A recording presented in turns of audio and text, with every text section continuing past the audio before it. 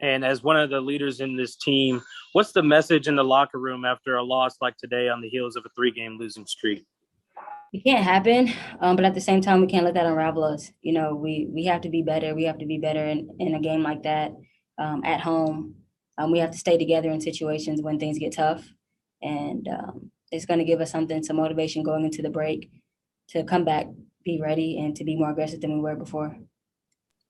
Thank you. Next, we're going to go to Kevin Reynolds. Kevin, go ahead and ask your question.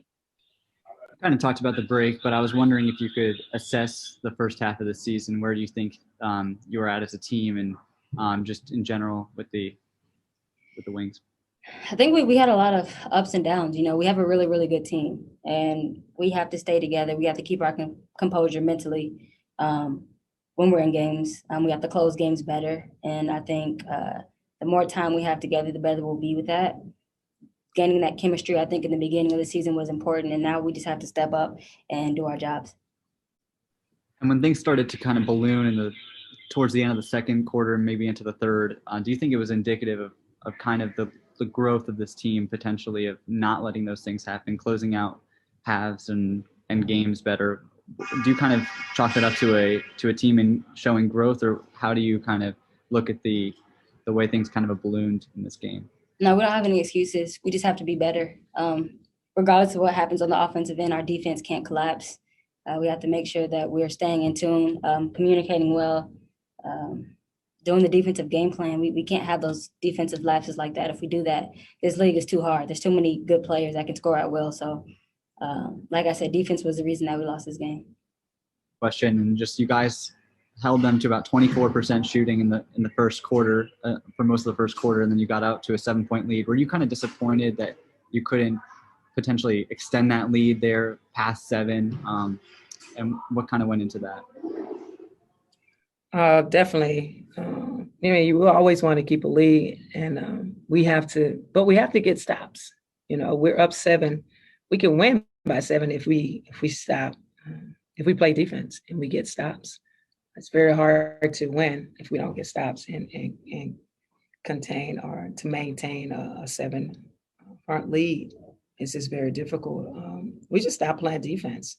Their second group came in with De'Erica and Plum, and they just pushed the tempo.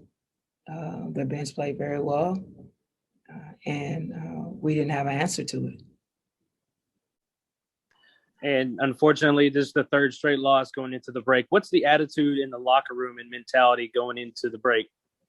Well, they're pissed, which is understandable. This break will be good for everyone. 85% of our team play overseas, so they kind of hit a wall. And so the break will allow them to regroup mentally and physically and step away from the game a little bit, analyze, and then come back, be ready to play. And we'll still have 3 weeks before the season starts back up. So, thank you. I think was the changing factor in this game.